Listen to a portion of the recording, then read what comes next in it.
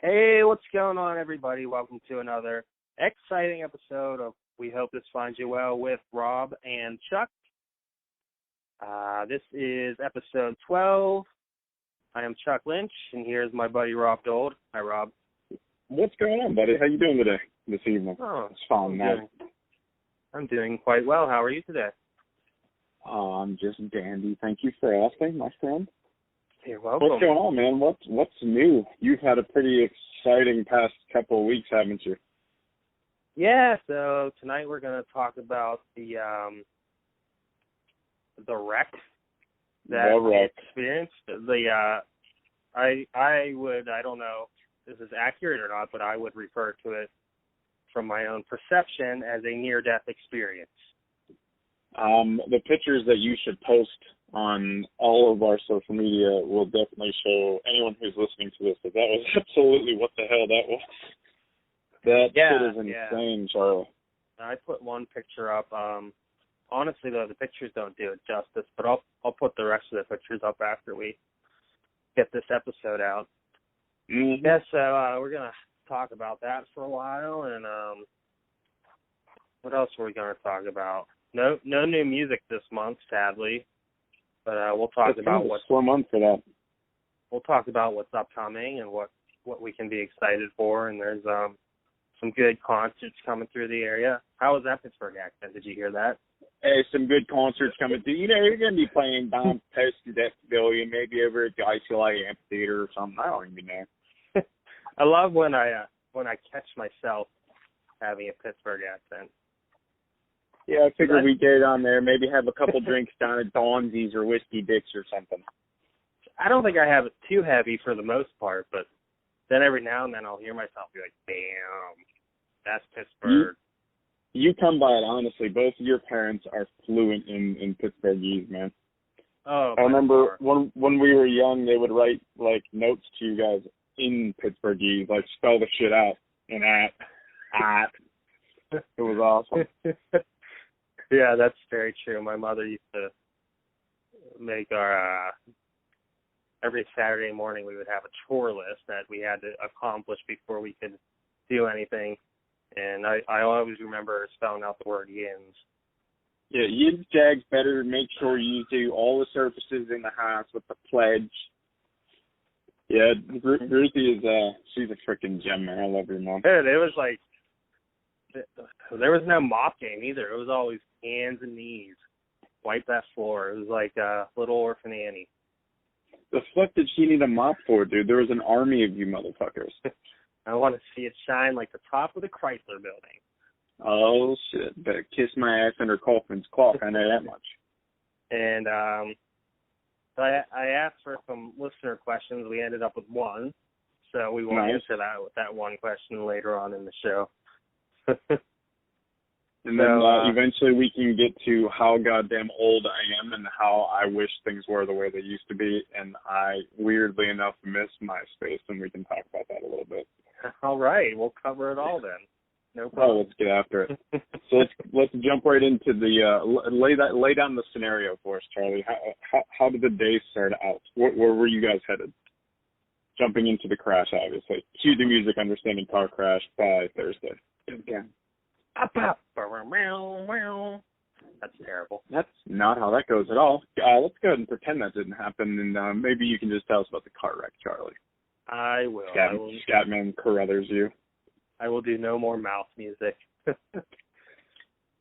So Jenny and I, my wife and I, we planned a weekend away just by ourselves up in Elk County, Pennsylvania, which is a very rural, say it.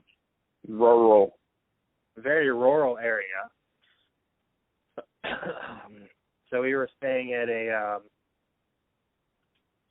a place that had 10 cabins that a middle-aged couple owns. So there's 10 cabins for rent. We rented one of those. We got up there on Friday night, had a nice night, got some pizza, played a little board game or something, had a good night. So the plan was, all Jenny wanted to do was to take a hike. That's all she wanted to do.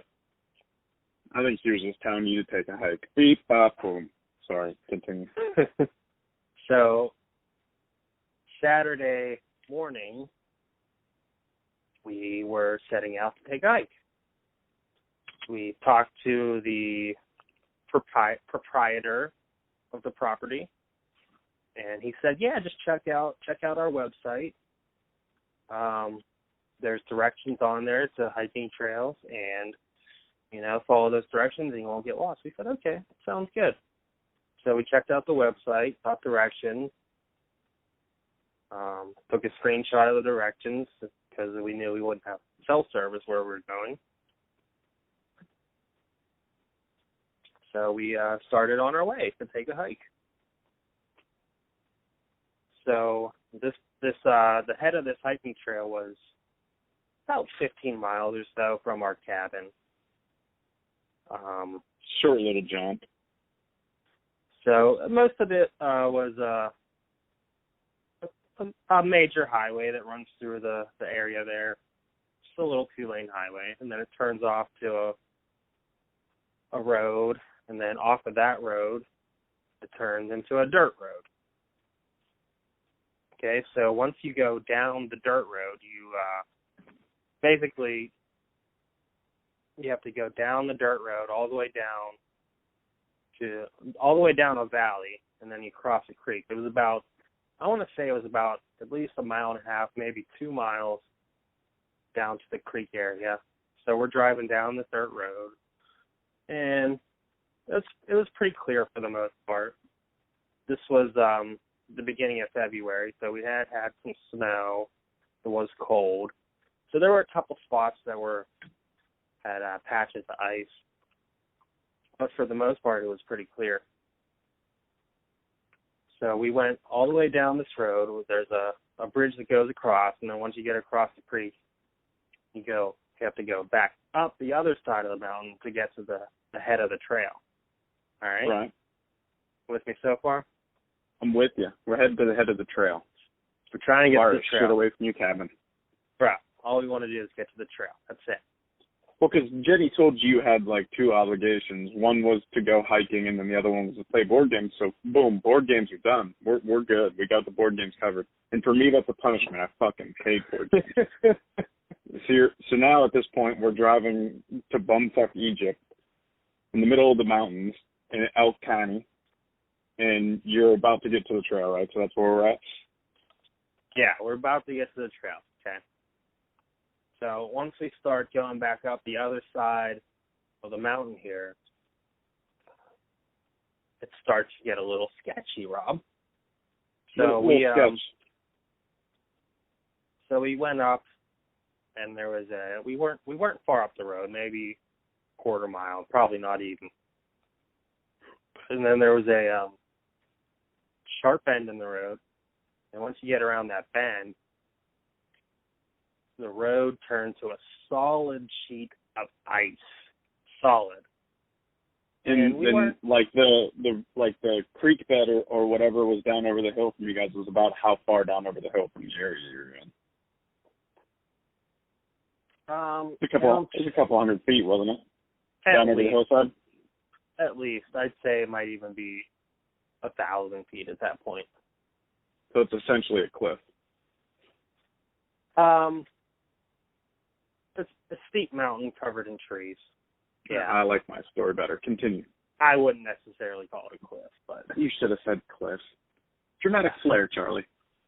No, we're all about the facts here. Facts. Nothing but facts. So this road turned to a solid sheet of ice, and we went up, and we were like, we both got like, yeah, this is kind of sketchy.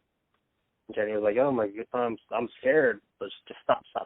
So I stopped, and I ended up doing up this road maybe a couple hundred feet, maybe 100 feet. It wasn't far, but it was, like I said, it was a solid sheet of ice. It was thick ice. It was slippery as shit. Slippery as shit. Hey, shit's slippery. It's super slippery. So we tried to. The slipperiest. So I tried to inch up a little bit, and then finally decided, this isn't, this ain't working. So my plan was, Rob, to very slowly back down the road from whence we came. Sounds like a simple enough plan. Seems like it, yeah. So, soon as I threw it in reverse and started backing up very slowly, the car just took off. It's a 2012 Ford Explorer for listeners' reference. So it just started sliding, and there was, nothing I could do about it. No, hell no. You're going backwards down a hill on ice. Solid sheet of ice. This is a 4,000-pound vehicle. It was, we were in too deep at this point. So we started sliding backwards. I'm like pumping the brakes, trying to cut the wheels, and I just couldn't think fast enough to even try to do anything. But then the front end of the vehicle started turning. So now facing almost downhill, right? Well, it started turning and facing the downhill part of the mountainside.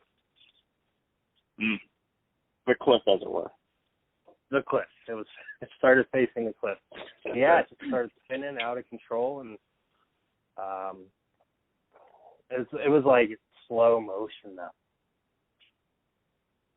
Like normally, like when a car crash happens, everything happens so fast, and like there's no time to even react. This, you're just like, you had so much time to think, like, oh my God, I'm about to die, which is exactly what I was thinking. I thought for sure this was the end. So we went over the mountainside after the front end spun out, and we ended up going down over the hill, and I'm just like, yeah. I was terrified. I've never been more terrified in my life, honestly. Like I was. So you're heading downhill over a couple 100-foot ravine, basically, in between a valley or what have you. How fast do you think the vehicle was going, in retrospect, looking back? Because I feel like it would be a better case scenario if you were going kind of quickly to your death. You know what I mean? No. Like at least you're going like, oh fuck, instead of being like, oh my God, fuck, for fuck's sake, no, okay, oh fuck, we're going to die. No, unfortunately, it was the latter, because it was all, like I said, it was like slow motion. I wouldn't think it probably wasn't going any more than like 5 miles per hour, but it was still going over a mountainside. And like, what do you do at that point? Do you dive out of the vehicle? Probably not. Well, no. Jenny said she thought about that, but honestly, probably would have got crushed by the vehicle at that point. Yeah, that's a good point, especially on her side, because she was on the passenger side. Yes, and that would have been the side going downhill. So, fortunately, this mountainside is covered in trees, as any Pennsylvania mountainside should be. Mm-hmm. And one of these trees stopped our fall, but the rear driver tire was actually off the ground. So if this tree wasn't here, we would have started rolling. And getting more momentum towards whatever other trees. I mean, they were pretty small, like birch trees or some shit, weren't they? Yeah, that's right. They were birches for sure. But did you walk over and make paper out of the bark? No time. Do you remember doing that in Mr. Heckman's class? Yeah, no time for that, Rob. Damn it. So one of these trees stopped us to actually the passenger door was the part of the vehicle that wrecked into the tree. So the passenger door had a big dent. So basically you were trying to kill Jimmy. I mean, all plot, and you failed. You could look at it like that. That's messed up, man. She's high on my list of people who are cooler than every other person in the world. You're trying to take her out. She tried to take me on a hike, That's a no-go. That's true. You got asthma, dude. You can't be going on no damn hike. That's a no-go. High elevation and shit. So, yeah, we crashed into this tree that, thank God, it stopped our fall, or else, like I said, we would have started rolling if these trees weren't here. and it was a long way down to the bottom. But we had no physical damage to our bodies, which is unbelievable. It's insane. And I want to say when we stopped, we were probably sitting at like a 75 to 80 degree decline down the hill. So it's pretty steep. It's pretty steep. So the passenger door got all messed up. The window cracked. There was a few dents in the hood, but at that point we weren't, obviously weren't worried about any of that. We just had to get out of there. So I climbed out the driver's side after we, checked each other. Said, "You all right?" "Yeah, I'm all right." "Yeah, we're all right." "Okay, so let's get out of here." Yeah, so we climbed out. Of here. Obviously, Jenny had to climb out my side too. So we got out of there. We walked up to the road, and this road was, like I said, a solid sheet of ice. So like you couldn't even stand on it. So getting back down this thing was a little bit of an adventure too. Jenny ended up sliding down on her butt. Yeah, it's probably because he couldn't stand on it. She was like, "I'm just gonna sit down and slide." Wreck your vehicle and break your goddamn coccyx at the same damn time. No thank you. Right. So what ended up happening then is we walked down the hill back to the creek after we got off the icy patch, which like I said we were only a couple hundred feet up, so it wasn't too bad. But we walked down, and then we had to walk all the way back up the other side, which was about 2 miles up, which isn't a far walk, but when it's on a 30-degree incline the whole time, it's a little tiring. Not exactly a good time. Yeah, we were pretty shaken up though. And, yeah. So the heroes of the story are the people who picked us up and the tow truck drivers. So we walked all the way back up this hill, and we were thinking, we drove 15 miles from our cabin, and we saw maybe one car on the way because it's a very rural area. No cell service. Rural. No cell service whatsoever. So we were like, oh, well, we're just going to start walking. Hopefully we see somebody. So once we got up to the top part of the dirt road that we turned off onto, where it kind of flattens out, we saw a big white Ford truck coming down the road. And we waved him down, and it was a very nice young couple named Will and Lisa, I believe. And we told them what happened, and they were like, "Hey, so what can we do? Can we give you a ride somewhere? What do you want to do?" And they stayed with us for the rest of the day for 6 hours. They were like, "Yeah, we got nothing going on. We'll stay with you." And they rode us around everywhere we needed to, and let us use their phones. Took us to different spots where there was actually cell service, so we could make some phone calls. They were pretty awesome, though. That's really cool. Most situations out there, there ain't fucking anyone to be found, so the fact that you found anybody was crazy. Yeah, it was great, and they were some of the nicest people we've ever met. But to take all that time out of their day for strangers. That's beautiful, man. People should be more like that more often. Driving through rural areas to rescue. I couldn't say it that time. Do you hear? I was like rural. To rescue a young, lovely couple like you guys. Rural. So, they picked us up and they drove us back to where we were staying so we could make contact with the owner, tell him what was going on. He was the owner of the cabin was absolutely useless. He just looked at us like, "Oh, okay then." Yeah, pretty much. And we were like, "All right, well, see ya." Thanks for your help, Dick. So they drove us there, and then they drove us like another 5 miles from that spot. So they drove us 20 miles at this point to this area. This guy that picked us up, he's a forester with the power company, so he knows the area very well. So he knew where we could get some cell service, make some phone calls.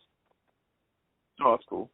So he took us to a spot where we could make some calls, and so we ended up calling 911 and reporting non-emergency. And then they said, well, you just got to call a state trooper and they'll come check the scene out. So we got in touch with state troopers and they said, okay, we'll have somebody meet you there. And we were like, okay, well, we're 20 miles away, so it'll be a little while. They were like, all right, we'll see you there. See you when we see you. Yeah, we drove back down and state trooper met us there. We drove him down to the crash site. You know, obviously not driving up to it. We had to walk up to it. Right. So, but we drove as far as we could, and then we walked up to the crash site, and he was like, yeah, you guys are lucky to be alive. I said, yeah, I know. But he said he didn't think anybody was going to be able to get us out, and that we might have to wait for the spring thaw. Jesus. We were like, you know, that's fine. You know, we're glad to be alive. So if we have to wait, we'll figure out. We'll get a ride home or whatever, and figure it out from there. So after we dealt with him, you know, we drove back up the road, and then the trooper pulls over and he said, you know, he rolls down his window and he says, there's a tow truck driver on his way here. We told him not to come because it's a lost cause, but, you know, he's on his way anyway. He said, you have little faith. He said, I've been doing this for 30 years. I got people and I got chains. We'll get them out of there today. That's what the truck driver said. And the trooper was kind of laughing like, he's not going to get you out of there. So trooper drove off. We sat there and waited for like half an hour for the tow truck driver shows up. It was the owner of the company was named Dana. Man named Dana. Like, obviously. Like Dana Carvey. Mm-hmm. His 14-year-old son and some dude with the most amazing meth mouth you'll ever see. Oh, no. They're like, drive us down. We'll take a look at it. They strapped chains on their tires, and we drove them down, and they got it out. Unbelievably. Jesus. It took them like 15 minutes. So they drove up there, put chains on their tires, and they had these wedges that like actually like dig into the ice when pressure gets on them. Right. And they ended up like winching off of 3 trees on the opposite side of the hill. And it was like unbelievable that they got this thing out, considering the position it was in and the amount of ice on the road. They said they would do it. They fucking did it, man. Special officer duty, so that shit couldn't be done. That meth mouth dude was like, yeah, right, man. I got some rocks I'm gonna get later. I gotta get this shit fucking done. I gotta get this paycheck. Right? Gotta make that green. That's fucking nuts, man. So you guys ended up getting back to the cabin and still had somewhat of a good time? Yeah, definitely. So they got the vehicle out, which took them all of 20 minutes, and you know, we met up after they got out. The owner said, hey, we're just going to let the insurance company deal with this. You call us on Monday. Don't let this ruin the rest of your weekend. Go have a good time. So, yeah, and that's another thing. The vehicle was still drivable. That's there's not even a flat tire. So most of the damage was to the door and the window and a little bit on the grill and hood, but not much. But yeah, it was still 100% drivable. No major damage to anything else. That's fucking crazy.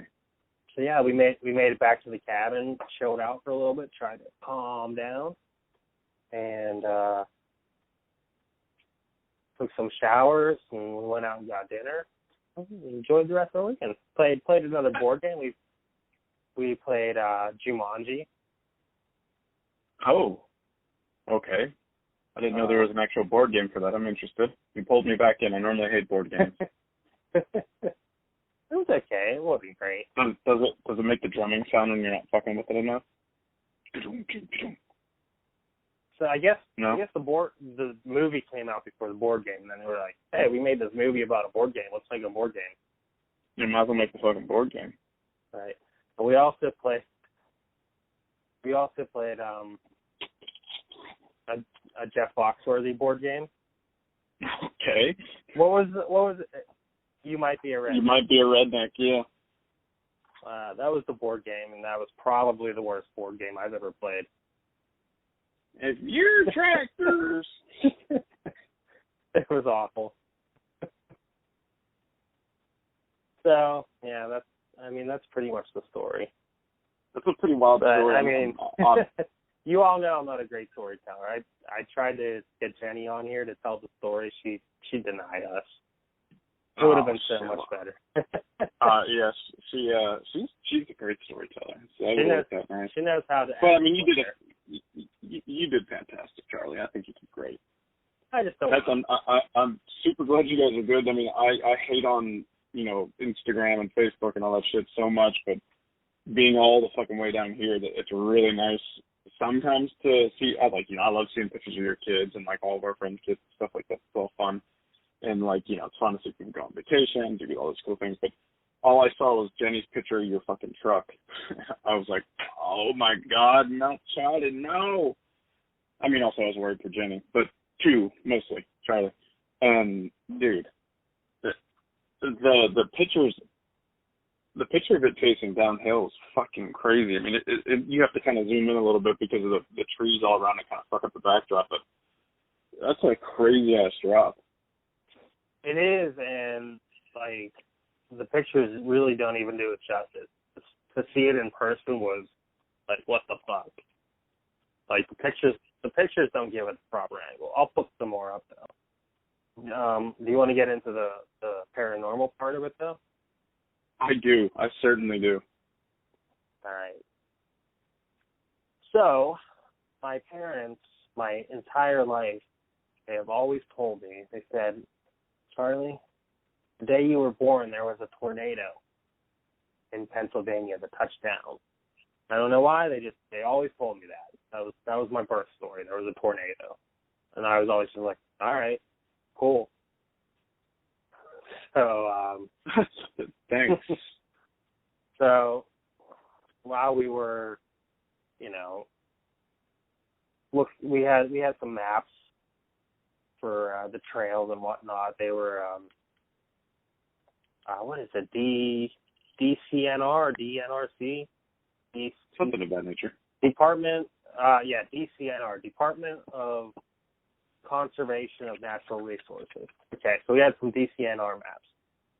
And I was just looking over this one map, looking where we crashed and what was around us.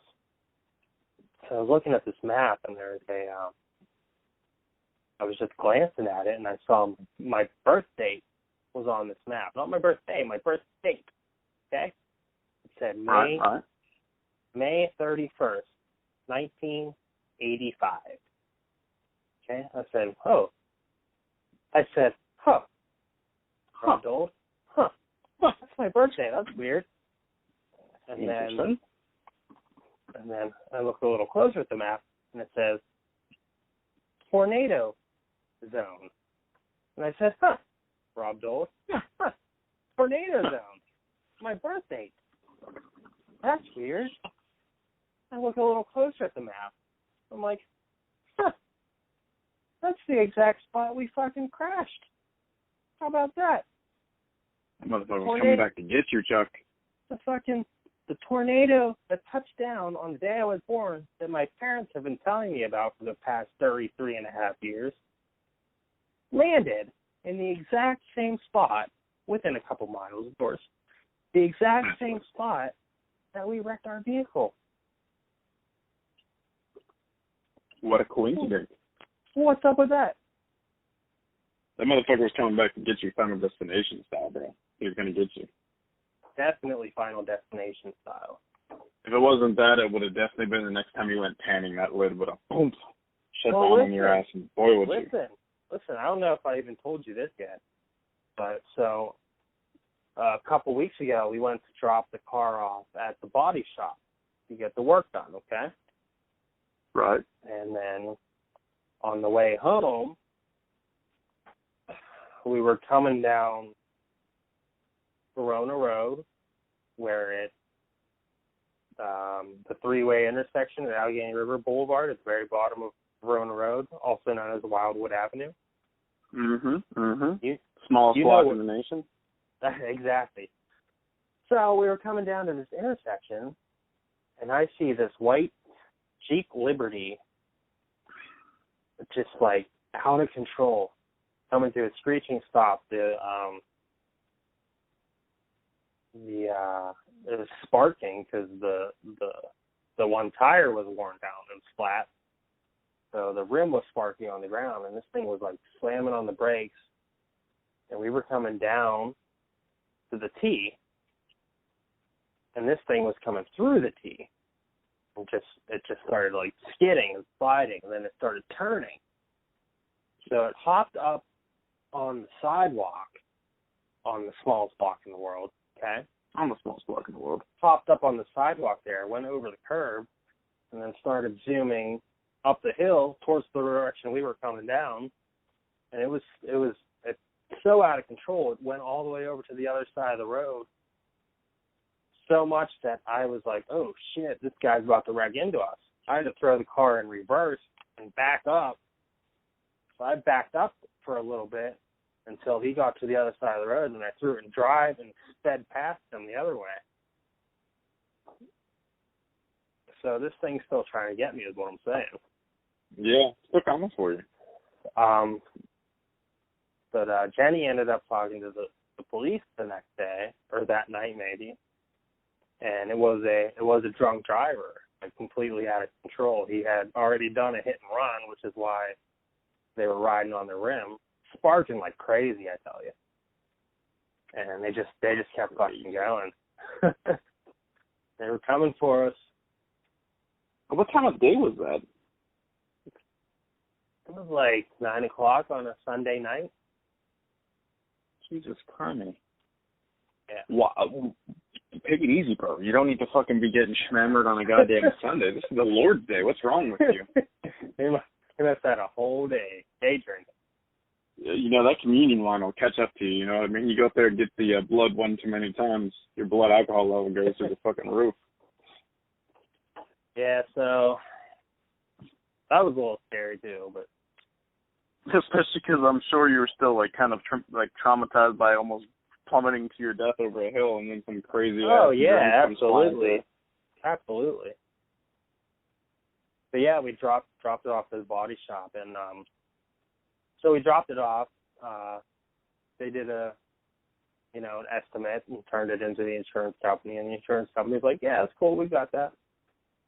So we just had to pay our deductible or whatever.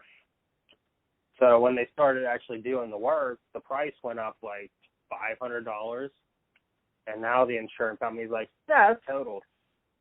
And we were like, okay. So here's what I don't get. Maybe you can help explain this to me. So the total damage was somewhere around like $9,500. Okay. Mm-hmm. And the estimated value of the car was $13 something. Right.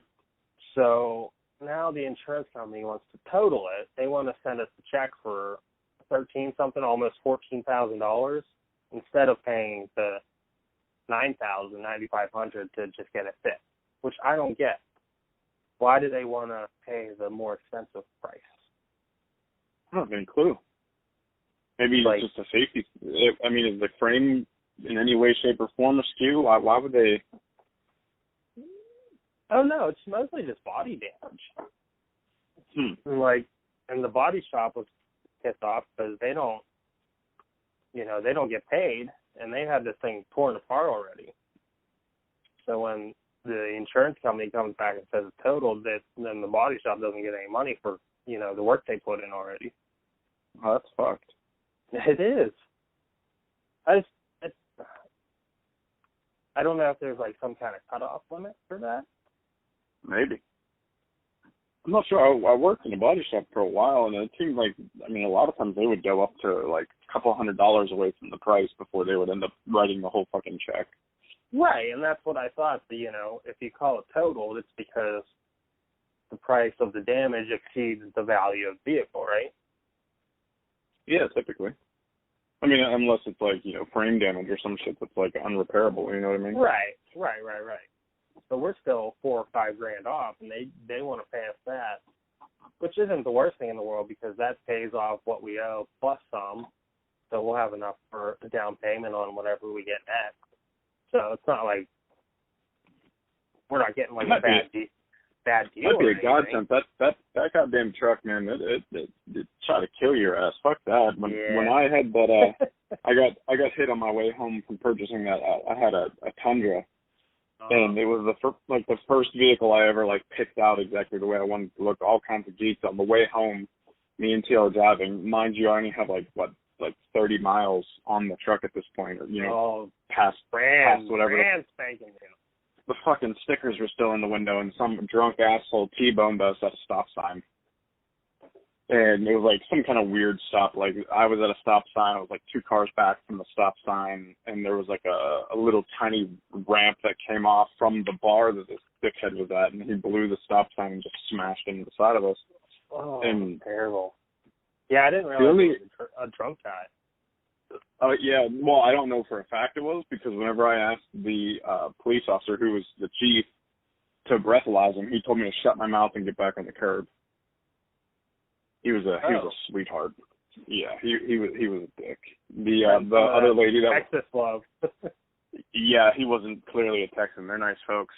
He wasn't. Yeah, and the dude, the bar that I got hit in front of actually had all the footage. You could see him you could see him reaching across. He apparently dropped his cell phone. And when he reached, he hit his gas and smashed into the side of me. I almost fucking killed that's this right. Didn't dude. he say the dealership actually gave you footage? Was it the dealership? No, it was the bar that was. He came out of. There's 2 separate bars in this little town, but they're right next to each other, and anything that separates them is the little kind of off-ramp to go down onto the highway that I was on. And he blew it coming down that little ramp area and smashed it into the side of me. But I wasn't moving. That's the guy who gave you video footage from the bar?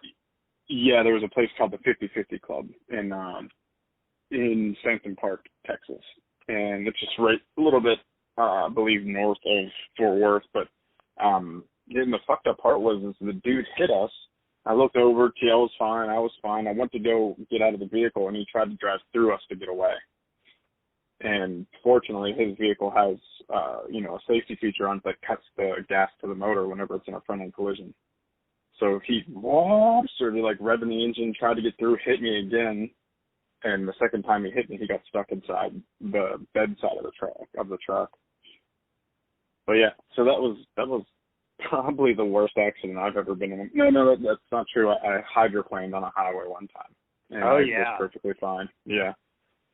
And the fucking truck, there was an 18-wheeler behind me, and that son of a bitch was beeping his horn at me as I was doing donuts in the middle of the road on fucking Route 80 coming from Clarion. But yeah, I never faced downhill over a fucking mountainside. That's for goddamn sure. I never went slowly to my death. I know I already said this, but this was the most terrifying experience of my life. I've never been more scared. I thought for sure I was going to die in that moment. Well, there's some beauty in that. You would have died with your love. Oh, I guess, but I still don't want to die. Yeah. But on the other hand, with you when we're 99. On the other hand, Jenny has a completely different perception of the story, obviously. Sure. Which is why it would have been nice to have her tell her side, but she wants nothing to do. She wants nothing to do with this podcast, right? Haters gonna hate, Charlie. Haters gonna hate. I can't even get her to listen to 5 minutes. Yeah, Tia told me she listened to 1 or 2 episodes, and she's like, "It's good that you guys do that. That's fun." Like, it is. It is fun. Yeah, listen, so we know it's not great, but we have a good time doing it. That's no one else. If you don't like it, turn it off. It's okay. We get it. So what else did we have to talk about? I know we had 1 or 2 other things. Let's do the question from just in case. Let's bring it back up a little bit. I'm gonna need you to lead out the gate with this because you had a little bit more time to think about it. Well, our question was from Paul, Mr. McGinty. but let's throw in our plugs right now because we love plugging our friends so much. No, we do. Okay, so the people we listen to and we want you to listen to are our little network of podcasts that we love, and we think they love us too. Just assuming.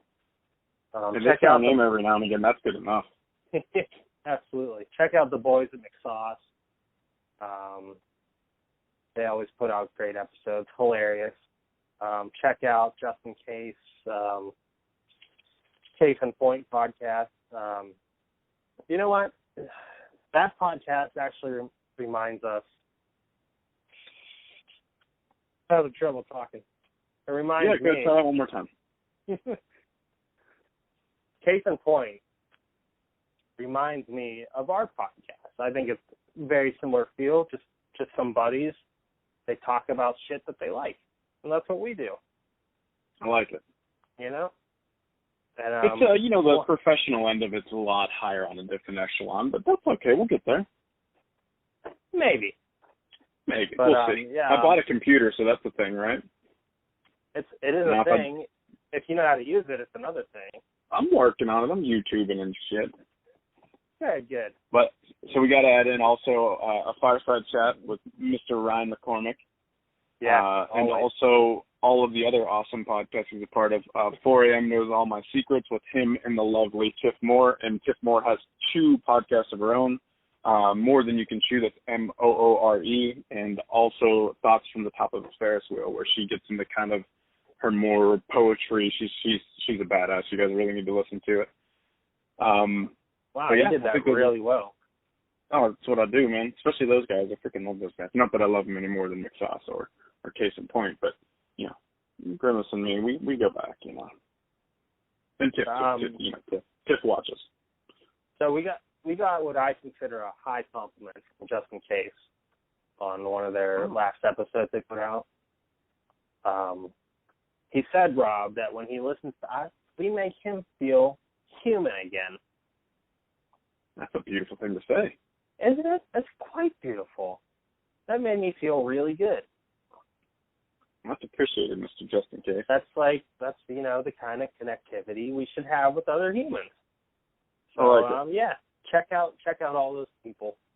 They're the ones we love, and that's our little network that I enjoy listening to. All of them. Mhm. So the question we had from Paul McGinty of McSauce fame was if you had to be a serial mascot. Mascot, not murderer, or those other things. No. We're We're talking breakfast cereal mascot. Which one would you be? That's a tough call. It is a tough call. So automatically, I can say we eliminate the Trix rabbit, right? Because the kids don't want him eating Trix. That makes sense. I'll go with that. And plus, he's fucking obnoxious. So all they say is silly rabbit tricks are for kids. So that's out of the question. One guy on my list is Tony the Tiger, because he's in it with the kids. He's like, they're great. And they're like, yeah, Tony, you're the fucking man. So he's at the top of my list right now.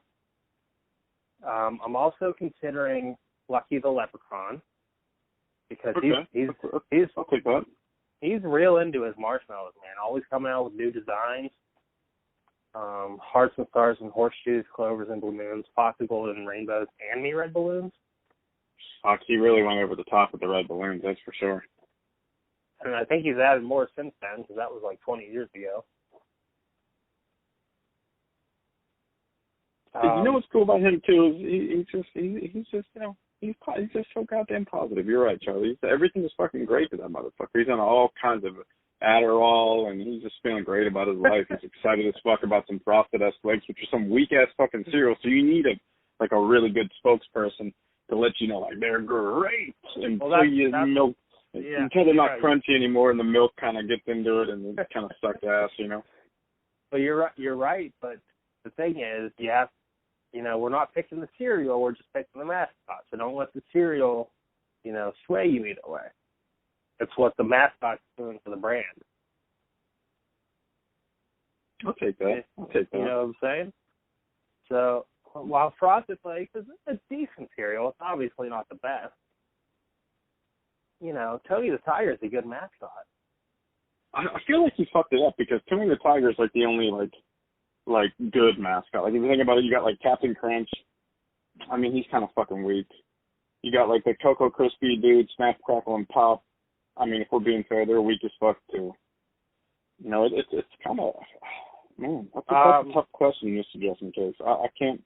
I'm even Googling right now 90 cereal mascots. Oh, Toucan Sam was kind of dope as fuck. He was always trying to take the. I'm gonna go with Toucan Sam actually. Number one, the motherfucker can fly. He can fly, so that's cool as shit. He's got that rainbow beak on him. Sometimes you got to peacock around, let the bitches know, But also, he was just all about taking the kids to the promised land, which was, if we're being fair, Fruit Loops was good as a motherfucker. So, true. But what about? There's a caveat though, because you remember when you were a little kid and Fruity Pebbles was Fred Flintstone and Barney. Yeah, they're still on there. Flintstones still hold the Fruity and Cocoa Pebbles. Just because you got like Sugar Bear and like the frog from Smacks. I mean, fuck all that. Yeah, but they don't do anything now. They never had any good commercials. I mean, outside of that, there was that. Remember oh shit, yeah. Do you remember in the '90s there was that crazy ass gremlin looking thing for the honeycomb cereal? I was always trying to get the honeycombs. Oh, yeah. The little fucking crackhead looking thing. It looked like some kind of science project. Yeah. That one. Eyes were all bulging out and shit. I'm Googling it. I would have never remembered that shit. It was tweaking for some honeycomb, basically. Yeah, so like Golden Crisps, those are some bullshit ass cereals. Sweetened honey puffs of wheat. Go fuck yourself with that bullshit puffs of wheat. If it don't have marshmallows and it's not colorful, I didn't want anything to do with it until I had. Puffs? No, fuck that shit. It's gross. It's a cardboard. But if we're going straight up off of let's caveat or not caveat, but piggyback off of this motherfucker. What's your go-to cereal? You're walking down the cereal aisle. You're simply just getting cereal for Chuck. It's not for Tommy or Charlie. It's just for Chuck. What kind of cereal are you getting? Well, this is all right, Rob. I've been planning this episode for 2.5 years. It's the one I wanted to start with. All right. Mhm. We're gonna get into some weird chocolate milk shit right now. Oh, I don't know if you're ready. I could be. I mean, I will if you want me to be. I'm willing. Let's do it. So, all right. I have two go-tos that are my favorites. All right. I'll start with the first one because we're gonna move on from it quickly. I love Honey Bunches of Oats. That's all I'm saying about Honey Bunches of Oats. It's acceptable. Right? Second, I love Golden Grahams. Golden Grahams are their own mascot, though. You know what I do with my Golden Grahams, Rob? What's that? I eat them with chocolate fucking milk. Have you ever done that? No, I'm not deranged. Why the fuck? You haven't lived life. I must not have, because I cannot fathom why you would want to eat that with. I mean, that's a beautiful cereal all on its own. Do yourself a favor. Next time, I insist. Next time you go grocery shopping, get yourself a little box of Golden Grahams. Get yourself a little pint of chocolate milk. Pour that chocolate milk on top of your Golden Grams and eat the fuck out of it. You'll be in paradise. I don't know if I'm going to do that. I just don't know if I can. I don't really eat. And you will. I don't. You should. Well, there's a couple issues. One, I don't eat milk. So, and I do like almond milk and all that crap, but it's awful on cereal. It just doesn't do it, but I just don't like milk. What do? You just eat dry cereal? No, motherfucker. I eat it with, I never buy it because I don't really like it without regular milk, but I don't really like regular milk because it's fucking disgusting. So it's quite the quandary. God, it sounds like you're in a horrible catch-22 situation. I certainly am because I do enjoy a good bowl of cereal, but I don't buy it because I don't like milk. I just can't get past it. But well, here's the thing. I love cereal, and I've loved it my whole life. But over the years, unfortunately, my teeth have gotten bad. And when I eat cereal with I don't know if it's the sugar in the cereal or if it's like just the cold milk and the way I'm munching on it, it hurts my teeth. I don't do it as much anymore, but my teeth are sensitive. I need some of that Brett Favre toothpaste. Dude, you gotta get Sensodyne. That shit is awesome. That's it. That's the Brett Favre toothpaste. Oh, is it now? Okay, that makes sense. He got done advertising for that, went straight over to Rustler jeans or Wranglers or some shit. As far as my go-to cereal go, I have two of them, and they're not popular as far as with normal people. Raisin Bran since I was about 10 years old. I stopped eating sugary cereals when I was about 10 years old because I found out I love the fuck out of Raisin Bran. I love Raisin Bran. I'm with you there. And regular old Cheerios. Right. I used to go over to my grandfather's house and my grandmother's house when I was a kid, and I'd stay over there for a couple of days, like most little kids do. And every morning, my grandfather was like that, like by the clock kind of dude, which is completely opposite of me. If you've known me for 5 seconds, you know I'm pretty much late for everything. And he like every day at 6:30 in the morning, he has a cup of tea and some cereal. At 11 o'clock in lunchtime, he has exactly the same thing that he had. But he would always have Raisin Bran, regular ass Cheerios, and regular ass Rice Krispies, and those are my 3 favorite cereals. Hey, so there's a little nostalgia to go with that too. That's good. And also too, I just don't like. I mean, once I hit a certain age, I started to lose my affinity for sweets. I don't really, except for ice cream. I earlier today, just had something that changed my goddamn life, Chuck. Have you ever had fish food by Ben and Jerry's? I know I'm late to the game, but have you ever had fish food? Dude, it might be one of the best ice creams of all damn time. I always fuck around and get Chunky Monkey and shit. But yeah, dude, it was super fucking good. I was sitting there, I was eating it, and I looked at my wife and I'm like, this is so good, And I've been on that diet for so long that I don't really eat shit like that. And, I was at the store today, and I was like, fuck yeah, I want some ice cream. When it comes to Ben and Jerry's, I would say Chunky Monkey is my favorite. That's the one with banana ice cream, right? Yeah, that's the one that I always bought. I'm kind of one of those weird people where I don't like to try new things if it's going to be a big ass jar, but or a big ass carton or whatever the fuck that is. And yeah, Chunky Monkey's always been my go-to, either that or anything like pistachio based. But yeah, man, that shit was so fucking good. I ate some interesting things today, dude. I had in Texas, it's really popular to go to a crawfish boil. Yeah. Did you attend one? I know what it is. I've never been to one. I sent you that picture earlier. Those were crawfish. They weren't shrimp.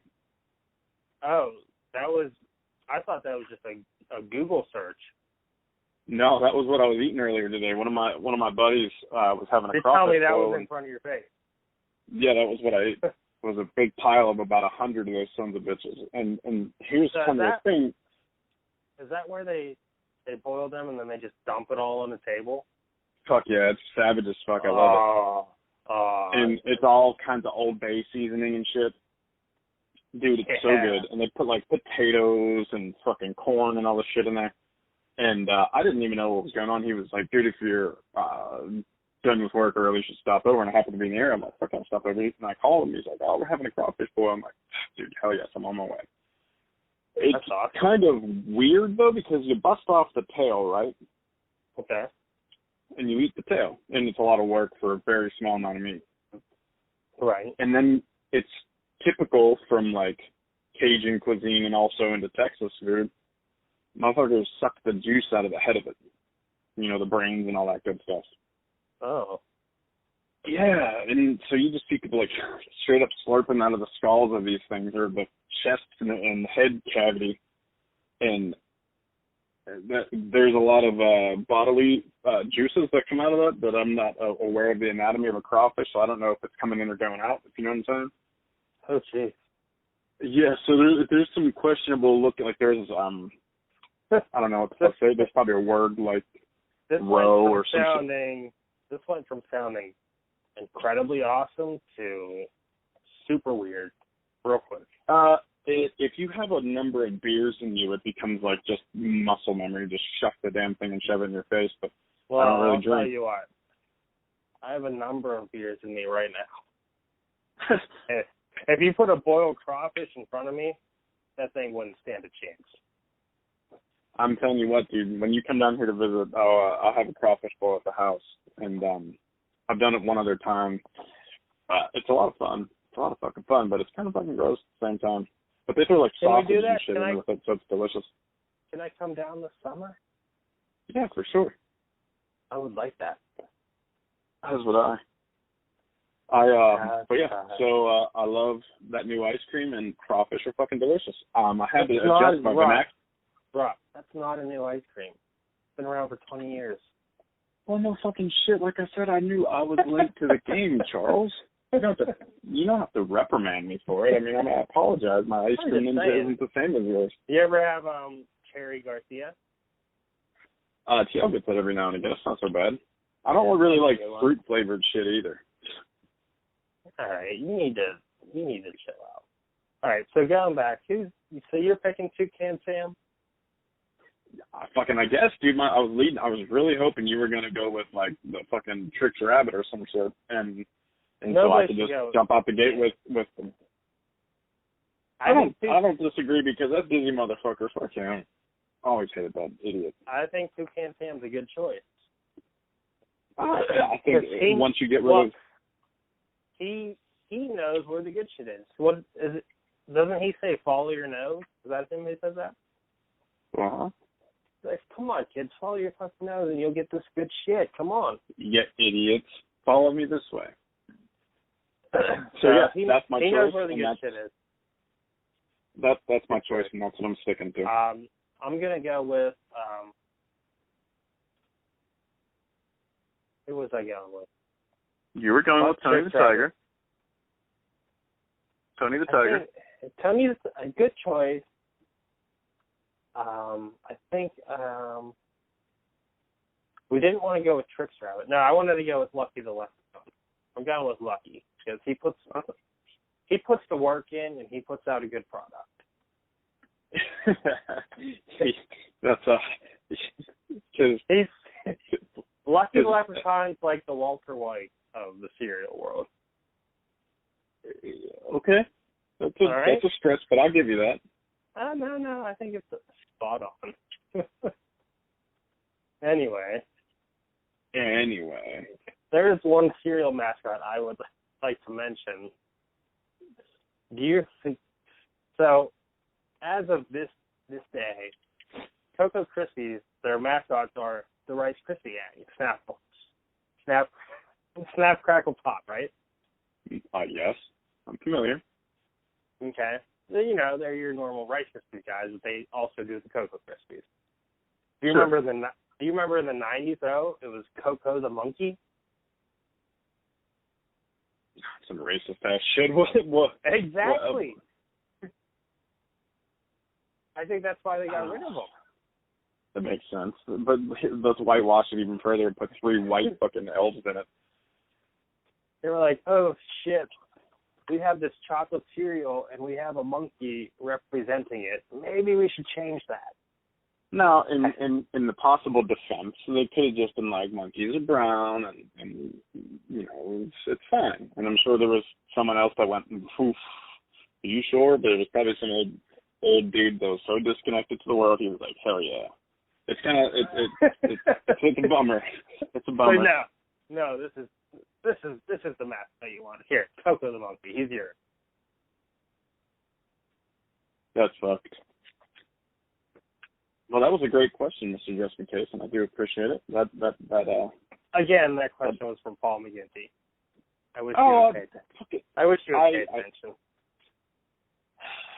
I already did thank Paul, and I fucked up and said, Justin, you don't have to point it out. You could just let it go. No, because I want you to get active on our social media. You're right. You're right. When you're right, you're right. I want you to be with me. In more ways than one. I want to be on you. I want to be on you. I want to be inside you. Or I want you inside me. That's the best line from Wet Hot American Summer, in case you don't know. I want you inside me. With Elliot from, what's that show called? Dick Wolf, you know. SVU. Bong Bong. SVU, yeah. Well, Charlie, do we have anything else? Yeah. What do we have? What do we got? How much time have we been on this page? I have no idea. Not that long, really. So you said we have something else. What's something else? So we have some upcoming music that obviously we will delve into deeper once it releases. But on the horizon, this month, Rob, I'm going to do a deep dive on Jenny Lewis, okay? Okay. You would know her from Rilo Kiley. I would. She has a new solo album coming out this month, so I plan on deep diving, listening to everything and listening to the new, and coming back with a good solid review. I like it. And maybe some fun information about Jenny Lewis. Even though everybody already knows she was in The Wizard with Fred Savage. She was, wasn't she? Oh, yeah. No, that's a great movie. Also, the Get Up Kids have put a date on their album release. The album is called Problems. It will be released on May 10th of this year. So we have that to look forward to. And NoFX is putting out a new album also. Super geeked for that. Oh, shit, when's that happening? It's supposed to be early 2019, so it should be soon. I should fucking hope. Cool. Well, I'll have to keep an eye out for that. They have a single out now from it, I believe. Yeah. Also, there's a lot of good shows coming through town. Some of them I'm gonna miss, unfortunately.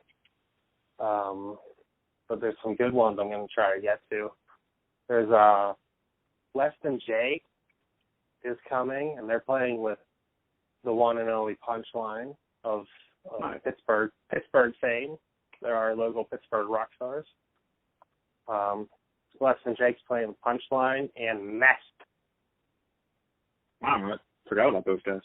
Yeah, right? Who would have even thunk they're still a band? So that's pretty cool. That would be a fun show, but I'm going to be out of town for that. We're going to D.C. for a weekend, and of course it's the same weekend as that. That's a bummer.